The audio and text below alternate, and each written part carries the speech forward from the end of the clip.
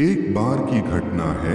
महात्मा बुद्ध के सबसे प्रिय और करीबी शिष्य आनंद एक बार कहीं जा रहे थे। तभी रास्ते में उन्होंने देखा कि एक व्यक्ति एक चट्टान के ऊपर बैठकर रो रहा है। यह देखकर आनंद वहीं रुक गए और उस व्यक्ति के पास जाकर उसके दुखी होने का कारण पूछा। वह व्यक्ति अपने आंसू पोंछते हुए बोला, मैं यहीं पास के ही गांव का रहने वाला एक बदनसीब व्यापारी हूँ। मैं जो भी काम करता हूँ वह खराब हो जाता है। उस व्यक्ति की बात सुनकर आनंद बोले, तुमसे किसने कहा कि तुम्हारी किस्मत खराब है? जरा मैं भी तो जानूं कि तुम्हारी किस्मत में क्या खराबी है। व्यक्ति बोला, पहले मैं खेती करता था, लेकिन हर साल उसमें घाटा होता था। कभी सूखा हो जाता तो कभी ज्यादा बारिश से फसल खराब हो जाती है, कभी आवारा पशु फसल को नुकसान पहुंचाते हैं, तो कभी तरह तरह की बीमारियां फसल को बर्बाद कर देते। खेती से मेरे परिवार का गुजारा ठीक से नहीं चल पा रहा था, जिससे परेशान होकर मैंने खेती करना बंद कर दिया और व्यापार करने का निश्चय किया। मैंने पत्नी के गहने बेचकर अपना व्यापार शुरू किया, लेकिन मेरा व्यापार नहीं चला। शुरू में तो मेरे परिवार वालों ने मेरी आर्थिक मदद की, मेरा साथ दिया, लेकिन जैसे जैसे मुझे नुकसान होने लगा, मेरे परिवार वालों ने भी मेरा साथ त्याग दिया और मुझसे दूर हो गए। अब तो वह मुझे देखकर अपनी नजरें फेर लेते हैं और मुझे ही अपने परिवार की गरीबी और दुर्दशा का जिम्मेदार ठहराते हैं। अब तो मुझे अपना जीवन ही व्यर्थ लगने लगा है। अक्सर मेरे मन में ख्याल आता है कि अपना जीवन ही खत्म कर लूं, और मैं आज यहाँ आत्महत्या करने ही आया था, लेकिन हिम्मत नहीं जुटा पाया, इसीलिए इस पत्थर पर बैठकर रो रहा था। दूसरी तरफ मेरा एक मित्र है, हम दोनों ने एक ही साथ व्यापार शुरू किया था, लेकिन वह आगे निकल गया और मैं पीछे रह गया। मेरी इस असफलता की वजह से वह हर समय मुझे नीचा दिखाने का प्रयत्न करता रहता है और वह अक्सर मेरे घर आकर अपनी सफलता की बातें करता है। मेरे घर वालों को बताता है कि कैसे उसने इतनी मेहनत करके इतना अच्छा व्यापार बना लिया है, और वह अक्सर अपने फलते फूलते व्यापार के किस्से मुझे, मेरी पत्नी और मेरे माँ बाप को सुनाता रहता है, जिसे सुनकर मेरे घर वाले उसकी तो प्रशंसा करते हैं, लेकिन मेरी बुराई करते हैं, मुझे नकारा और कम दिमाग का कहते हैं। मेरी पत्नी और माँ मुझको बात बात पर ताने मारती है, जिससे मुझे बहुत दुख पहुँचता है और कई बार खुद की नाकामयाब पर क्रोध भी आता है, लेकिन मुझे समझ नहीं आ रहा कि मैं क्या करूं। यह सुन भिक्षु आनंद ने पूछा, तुम्हें किस बात का दुख होता है, अपने असफल होने का या फिर मित्र के सफल होने का? सवाल सुनकर वह व्यक्ति एक पल के लिए सोचने लग गया, फिर बोला, अगर सच कहूँ तो मुझे अपने असफल होने का उतना दुख नहीं होता जितना कि मित्र के सफल होने का होता है। भिक्षु आनंद ने अगला प्रश्न किया, अगर तुम्हारा मित्र व्यापार में असफल हो जाता और तुम सफल हो जाते तो क्या तुम खुश होते? व्यक्ति ने कहा, हाँ, मुझे बहुत खुशी होगी। आनंद बोले, इसका मतलब कि तुम्हारी खुशी तुम्हारे मित्र पर निर्भर करती है। अगर वह चाहे तो तुम्हें खुश कर सकता है, और अगर वह चाहे तो तुम्हें दुखी भी कर सकता है। तुम स्वयं से ना तो खुश हो सकते हो और ना ही दुखी हो सकते हो। भिक्षु आनंद की बातें सुनकर व्यक्ति कुछ देर के लिए सोचने लग गया और फिर बोला, आपकी बातें सुनकर मुझे कुछ आशा बन रही है। तभी भिक्षु आनंद ने कहा, जब हम किसी से आशा बांध लेते हैं तो उस पर निर्भर हो जाते हैं, फिर हमारी खुशी और दुख भी उसी पर निर्भर करने लगते हैं। इसीलिए सबसे बेहतर है कि तुम स्वयं से आशाबंद हो। जब तुम ऐसा करोगे और साथ ही पूरी मेहनत और ईमानदारी से काम करोगे तो तुम्हें सफलता अवश्य प्राप्त होगी। तुम्हें लगता है कि तुम्हारा मित्र तुम्हें नीचा दिखाने आता है, दुखी करने आता है, पर अगर ईमानदारी से विचार करो तो वह बातें तो सच्ची ही कहता है।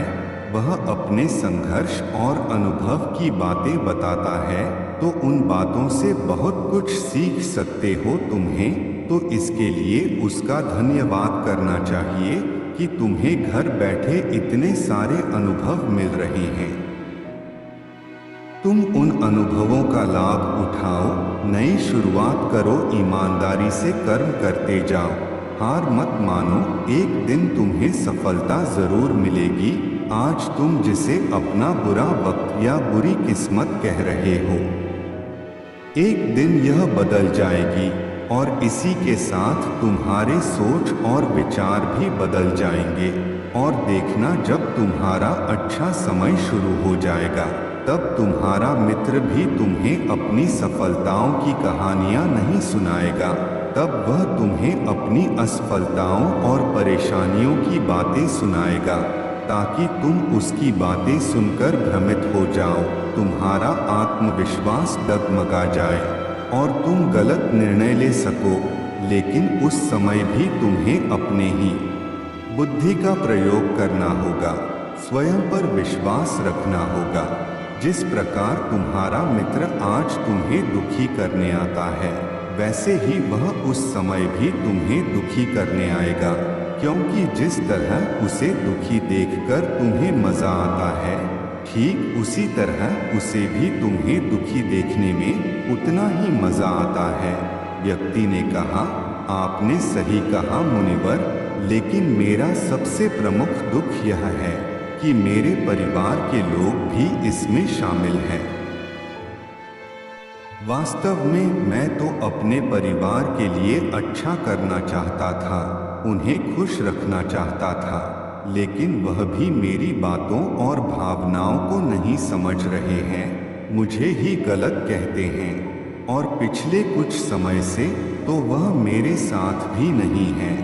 भिक्षु आनंद ने उस व्यक्ति को समझाते हुए कहा, हम हमेशा चाहते हैं कि हम जो कुछ भी करें लोग उसके लिए हमारी प्रशंसा करें, लेकिन आमतौर पर ऐसा नहीं होता। लोग हमारे प्रयासों की तारीफ नहीं करते, जिससे हम दुखी हो जाते हैं। हमें लगने लगता है कि हमारे मित्र, रिश्तेदार, घर वाले सब स्वार्थी है। लेकिन अगर तुम किसी को अपना परिवार मानते हो और उसके लिए कुछ करना चाहते हो, तो फिर तुम ऐसा क्यों सोच रहे हो कि तुम दूसरों के लिए कुछ कर रहे हो? वास्तव में तुम अपनी खुशी के लिए कुछ कर रहे हो, क्योंकि उन्हें खुश देखकर तुम्हें खुशी होती है। अगर ऐसा करते समय यह मानकर चलते हो कि तुम दूसरों के लिए कुछ कर रहे हो, तो तुम दुखी रहोगे। लेकिन अगर तुम्हें लगता है तुम स्वयं के लिए कर रहे हो, तो तुम खुश रहोगे, क्योंकि जब हम स्वयं के लिए कुछ करते हैं या करना चाहते हैं, तो हमें इसके लिए सांत्वना की जरूरत नहीं होती। भिक्षु आनंद की यह बातें सुनकर उस व्यक्ति के चेहरे के भाव पूरी तरह से बदल गए। उसने कहा, आप सही कह रहे हैं मुनिवर, मैं समझ गया कि अब तक मेरी किस्मत इसीलिए खराब थी क्योंकि वह दूसरों के हाथों में थी।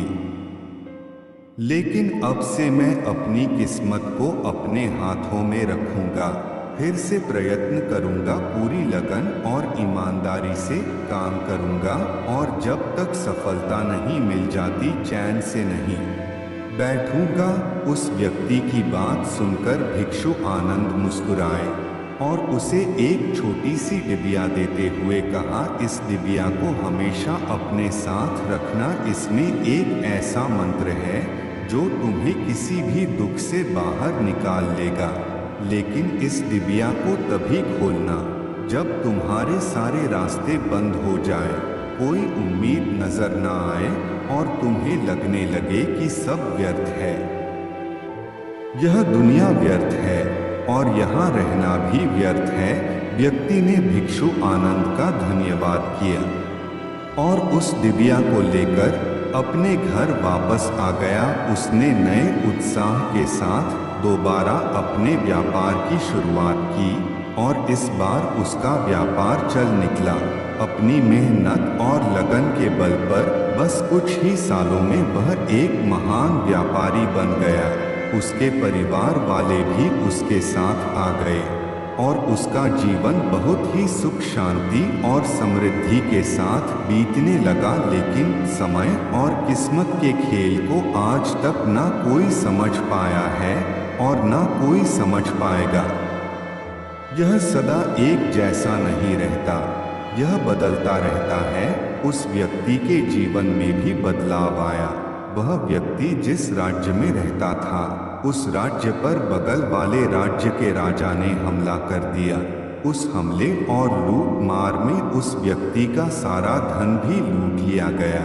उसकी दुकानें और घर सब जला दिए गए। जान बचाने के लिए वह अपने परिवार के साथ वहां से भाग गया। व्यक्ति अपने परिवार के साथ कई दिनों तक इधर उधर भटकता रहा। वह दाने दाने को मोहताज हो गया। उसका बच्चा बीमार हो गया और इलाज के अभाव में बीमारी से बुरी तरह तपने लगा। यह देखकर उसका हृदय चित्कार कर उठा। उसके पास अपने बेटे के इलाज और परिवार को खिलाने के लिए धन के नाम पर एक सिक्का भी नहीं था।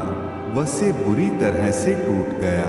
ऐसे में उसे एक बार फिर से निराशा ने घेर लिया। उसे लगने लगा कि उसका जीवन व्यर्थ है, सारी दुनिया व्यर्थ है। लेकिन तभी अचानक उसे भिक्षु आनंद द्वारा दी गई डिबिया की याद आई। उसने बहुत ही उत्सुकता के साथ उसे खोला। उस डिबिया के अंदर एक पर्ची रखी हुई थी।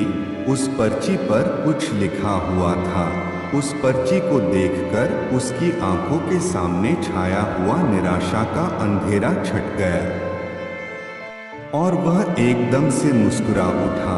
उस पर्ची पर लिखा था, यह वक्त भी गुजर जाएगा।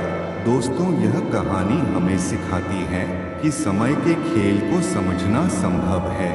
यह हमेशा बदलता रहता है। इसीलिए बुरी परिस्थितियों में हमें अत्यधिक निराश नहीं होना है, आत्मविश्वास बनाए रखना है, क्योंकि समय बदलता जरूर है। आज बुरा है तो कल अच्छा भी जरूर आएगा।